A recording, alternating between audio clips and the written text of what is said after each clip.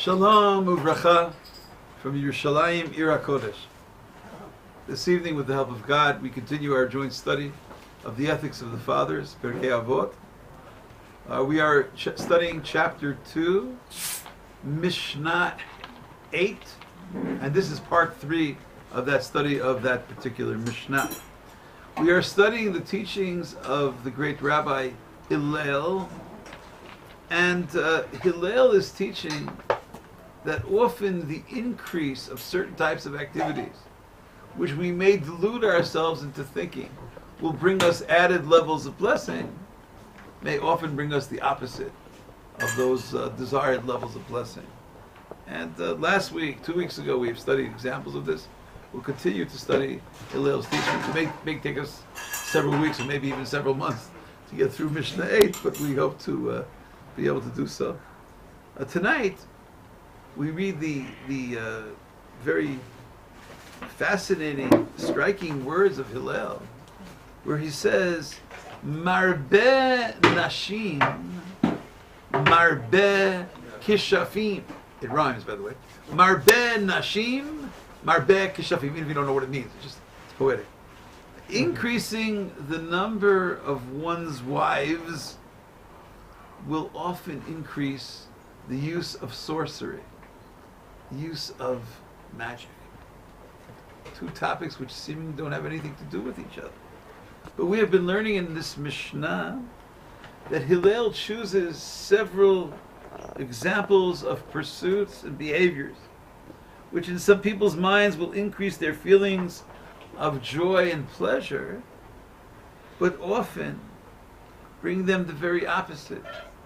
Great levels of despair, disappointment, and even derangement. Tonight's topic is somewhat connected to discussions about polygamy. Marbe nashim, increasing the number of wives. There are men who mistakenly feel that if there would only be many more women in their life, their levels of joy and pleasure would increase. However, teaches Hillel, Marbe nashim, marbe kishafim.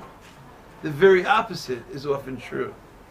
Increasing the number of wives will increase levels of jealousy, will increase levels of rivalry within the same family, to the point where some, or maybe even all, of his wives will even stoop to the levels of the world of prohibited activities to somehow manage in that problematic relationship. In desperation, this person, seemingly seeking added levels of joy, will suffer from a family situation conflicted with inner strife and turmoil. Marbe nashim, marbe kishafim. His many wives could even resort to prohibited levels of enchantment, of magic, of witchcraft, vying for the love, can chas v'shalom, God forbid, lead to very serious prohibitions, even to the extent of employing problematic, prohibited powers, whether they really are such powers, or seemingly using different kinds of levels, depends on how you understand the prohibition of magic in the Torah. I'm not going into that this evening. We've discussed that in some of our other classes. Even to the extent of employing prohibited powers of the occult in order to be the sole focus of their beloved. They want to somehow knock out everybody else in the family. You know, I want this person to just look at me. How will I get him to just kishafim? If I can't do it through proper means, maybe I'll even turn to prohibited means. Marbe nashim. The marbe nashim thinking, the increase of marriage partners, can very often be self-destructive.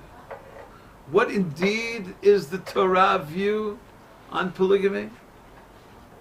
Although seemingly polygamy is biblically accepted, we have many examples of polygamy in the Torah, it is crucial to point out that when God is alleviating the suffering and challenge of Adam, the first creation, of the first human being, Adam is extremely lonely.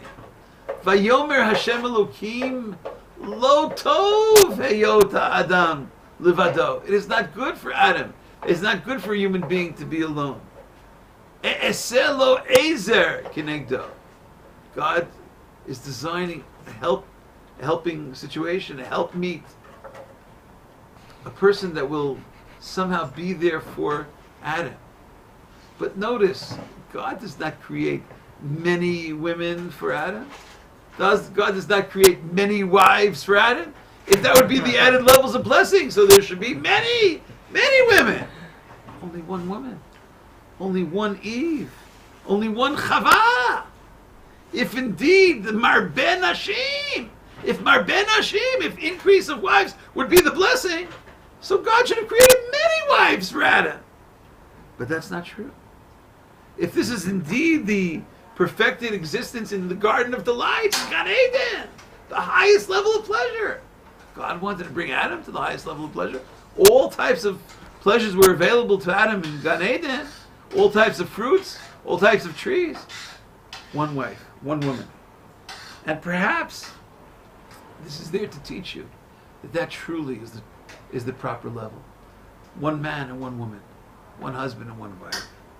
And please note that the biblical Hebrew word for women marriage co-partners of the same man is an amazing biblical Hebrew word. Amazing word in Hebrew. It's called tzara. That's the biblical word. Tzadi resh hey. Tzadi resh hey means what? Is there a word in? I'm not sure. Is there a word in English of co-partners? Is that the two women were married to the same man? The word in Hebrew, the word in biblical Hebrew is tzara, or tzarot, plural. So tzara, tzarot, the very same Hebrew word indicating suffering and trouble. Tzara, that's what tzara. So tzara means a problem, a serious problem. And Sarah means a co-marriage partner, right? Co-marriage partners to the same person may not only not succeed in relieving stress, it may even increase stress. Marbeh nashim, marbeh keshafim.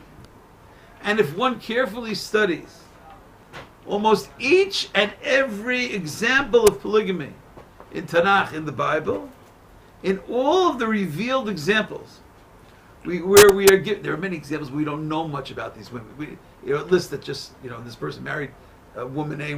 Well, you don't know anything about woman A or woman. But I'm talking about the examples where we are given privy to the inner lives of the partners in these marriages. We read and study of problematic layers of infighting between the wives, of jealousy, of rivalry, over and over again. Tzara and tzarot. Why does the Torah teach us about that? Perhaps to teach us, be careful before you want to say that the Marbeh Nashim is the answer to your issue. Well, study. We have so many examples. Are you studying properly the examples in the Torah? If not, restudy them. Tzara, tzarot. The joint relationship of more than one woman with a man. And even though in the ancient society of the monarchs, who often bragged of harems with countless women, the Torah warns the king of Israel not to increase the number of wives in his life. There too, the term that's used in the Torah, the term that's used in the Pentateuch, the term that's used in the Chumash is very similar to the term used here by Hillel about increasing wives. The way that we are learning in our Mishnah, in Pirkei Avot, the teaching of Hillel, Marbeh Nashim, is almost identical with the expression in the Torah, in Deuteronomy chapter 17, verse 17, Lo Yarbeh Lo Nashim. The king shall not increase the number of wives. Lo Yarbeh Lo Nashim. He shouldn't have many wives. V'lo Yasur Levavo. So that his heart will not turn away from God. You see, because Marbeh Nashim, Marbeh Kishafim. Because when a person increases the number of wives, he can be open to a violation of Torah. The increase of wives will, God forbid, often bring the king away from the desired pathway of connection to God. According to Talmudic teaching, and I surely don't want to be the one to criticize King Solomon, we stand in awe of King Solomon. We learn of his greatness and his wisdom. He's described in the Bible as the wisest of men. And only the most foolish of men would be so arrogant as to say they could explain why King Solomon is no good. I'm only repeating what it says both in the text of the Bible and in the Talmudic text. According to Talmudic teaching, it was this very area of lo yarbeh lo nashim, of increase of wives, that even the wisest of men, that even King Solomon, perhaps on some level, erred. King Solomon, the great scholar, Shlomo HaMelech, the saint, the prophet, surely knew that it says in the Bible that the king shall not increase many wives. He surely knew the biblical text of lo yarbeh lo nashim, lo yasur levavo, do not increase, the king shall not increase wives and shall not lead his heart away from God. But perhaps, according to Talmudic tradition, felt that this law maybe doesn't apply to him. Maybe other kings. Maybe the other kings who will have many wives, maybe their heart will be turned away from God. My heart is going to be turned away from God. I built the temple. I had revelation. I'm a prophet.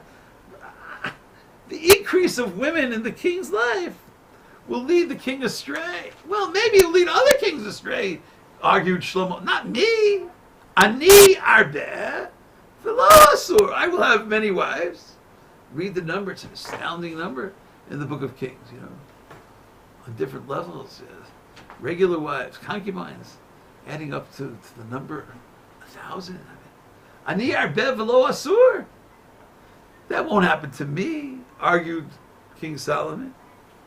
Maybe others are vulnerable, but can the builder of the temple, does he have to worry about the negative repercussion of marbeh nashim, of increase of wives?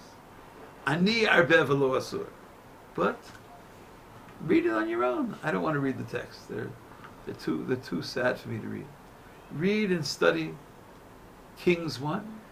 Read and study the book of Kings 1, chapter 11, especially verses 4 through 10, and read about the downfall of King Solomon. Doesn't mean literally or not literally. Doesn't mean that he himself turned away from God, or doesn't mean he allowed his wives to turn away from God. The simple reading of the text is that the wives brought him away from God, and he was involved in idolatry. King Solomon doesn't mean idolatry. Does not mean idolatry. Well, read the words of Hillel. Marbeh nashim. Be careful. Marbeh nashim. Marbeh kishafim. How sad indeed that was the very beginning of the end. That was the beginning of King Solomon's end. And the prophet tells him, God tells him, it's over, Reflect on Marbeh Nashim, Marbeh Shafim. And Hillel is suggesting that we will be closer to the great levels of joy in that coveted, loving, unifying experience if we don't violate this principle of Marbeh Nashim. May God bless all the blessed marriages in the Jewish world and in the entire world. And may the great teachings of Hillel, Marbeh Nashim, Marbek Kishafim, illuminate our lives forever. Shalom Uvracha. Thank you for listening.